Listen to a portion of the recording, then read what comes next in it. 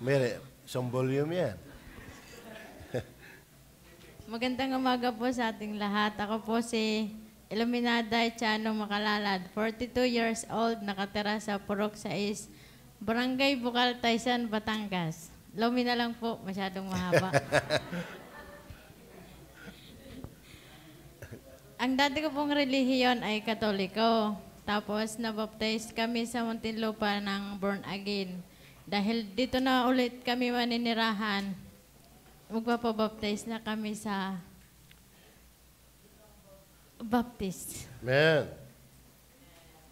Ito na po yata ang tunay na kaloob ng Panginoon. Praise the Lord. Ang dati ko pong buhay ay magulo.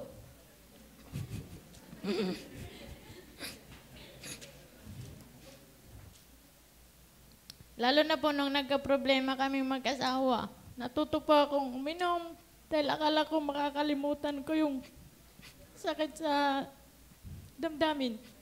Ngunit hindi pala yun ang tama. Ang tama po pala ay lumapit sa Panginoon. Amen. Tama naman po nung panahong iyon, may mga tao nang nagbahagi na ng salita ng Diyos. Kaya mas pinili ko na lang yung itigil na yung pag-iinom. At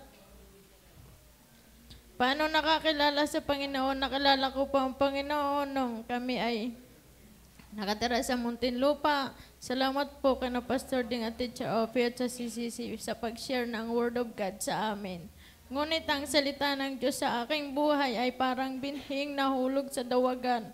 Nakikinig sa salita ng Diyos, ngunit naging abala sa mga bagay sa mundong ito. Marahil ay bago pa at hindi pa lubos na nakakaunawa.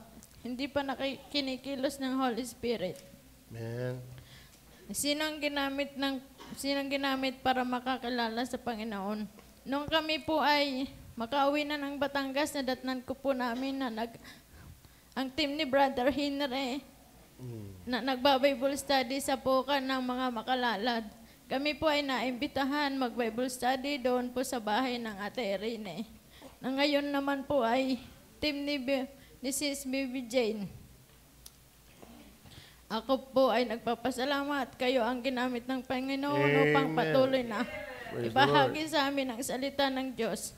Salamat po sa matyaga at walang sawang kami ay balik-balikan at ipagpatuloy ang nasimulan. Salamat po sa team ni Brother Henry at Baby Jane. Kami ay naimbitahan makarating po dito sa Gadisable Baptist Church. Pastor, Madam, kasama na ang mga kapatiran. Amen. Sa pananampalataya, kami po ay nagpapasalamat dahil kami po ay iyong pinatuloy. Amen. Pastor, salamat po sa matapang ninyong preaching. Amen. Ako po ay nagsisisi at nananampalataya, natatalikdan ang dating buhay. Ako po ay susunod sa pagbautismo, hindi para maligtas dahil ako ay ligtas na. Amen. Gagawin ko pa ito upang gawin ang unang hakbang sa pagsunod sa Panginoon. Parang yung binhi na nahulog sa matabang lupa at Amen. hindi sa batuhan at sa dawagan. Praise the Lord. Salamat po. Amen.